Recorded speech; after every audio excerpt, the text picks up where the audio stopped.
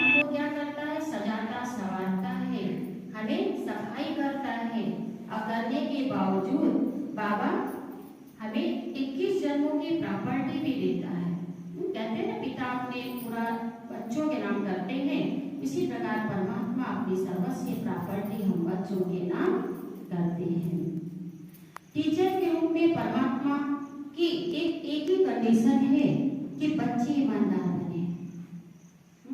ईमानदारी अर्थात कि जैसे कि बाबा कहते हैं कि जैसे आप मुरली सुनते हैं तो कई बच्चे हैं बीमार भी नहीं है, परेशान भी नहीं है, तो भी क्या करते हैं, घर में बैठे रहेंगे, मुरली सुनने नहीं आएंगे। अगर आप स्वस्थ हैं, आप बीमार नहीं हैं, आप चल फिर सकते हैं, सीरियस हालत नहीं है, तो आपको सेंटर पर ही आकर मुरली सुनना चाहिए।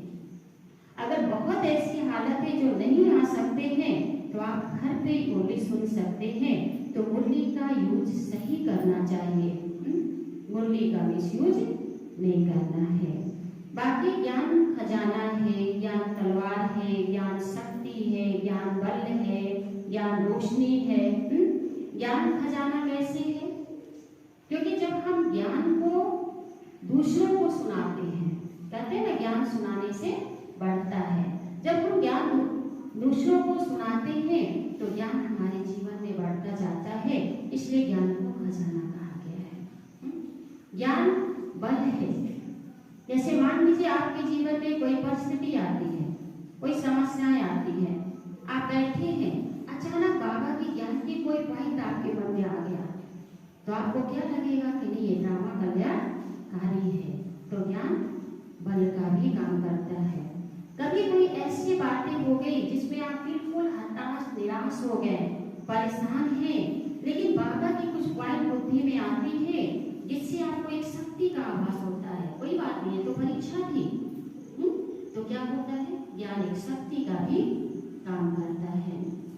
जैसे बीमारी की अवस्था में आप बीमार हैं, दुखी हैं, अशांत हैं, लेकिन उस समय बाबा की कोई ज्ञान की पॉइंट आपके जीवन में आई तो आपके मन में क्या होता है, फिर आता है, पहले तो दुखी थे, लेकिन जैसे ही बाबा की बात याद आई कि बाबा ने इस मुरली में सुनाया था, तो आपके मन में तुरंत क्या होता है, अरे ये तो हिसाब किताब है, ये तो हिसाब किताब चुप तो हो रहा है।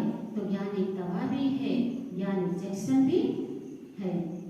और अगर उस दवा को बाबा की याद भी खाते हैं तो दवा भी क्या काम करती है, शक्ति का काम करती है, संजीवनी बूटी का काम करती है। क्योंकि बाबा कहते हैं ना कि कलयुग का फ्रूट है, इसे मुझे खाना है।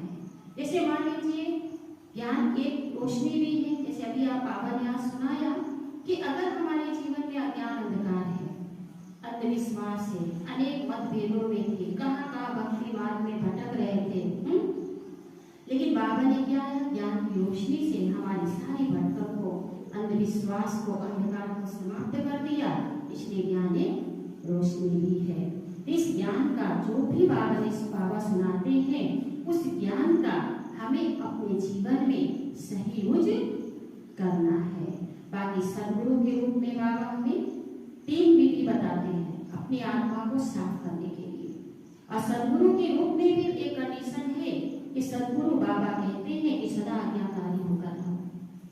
और 3 कंडीशन है, इसमें से एक कंडीशन है कि बाबा कहते हैं कि वर्तमान समय जो भी आपसे भूले हुई है, जो भी आपसे पाप कर्म हुए हैं, वो बाबा को बता दो।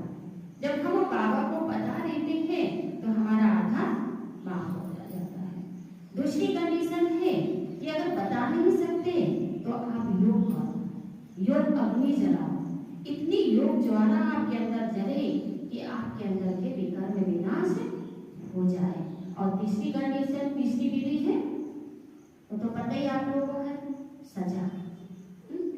क्योंकि अगर हम बताएंगे नहीं, योग नहीं करेंगे तो फिर क्या है, कर्म भोग भोगना पड़ेगा, माना सजाएं मिलेगी। और सदगुरु बाबा हमेशा कहते हैं कि बच्चे सदैव सच्चाई सफाई से रहो। सच्चाई माना जो कुछ भी गलती होती है उसे सच सच बाबा को हमें बता देना है। सफाई माना कि जो भी पीछे का गंदगी है उसको बाबा बाबा को लिख के देना है या बाबा को सब कुछ बता देना है, माना अपने अंदर की सफाई कर लेनी है। जब हम बाबा की श्रीमत को, एक एक श्रीमत को अच्छी तरह से जब हम फॉलो करते हैं, अपने जीवन में लागू करते हैं, तो परमात्मा वरदान हमारे जीवन में स्वतः ही मिल जाता है और सद्गुरु की छत्र छाया सदैव हमारे पर बनी रहती है। तो अब हम लोग चलेंगे मेडिटेशन करने के लिए 3 स्वरूप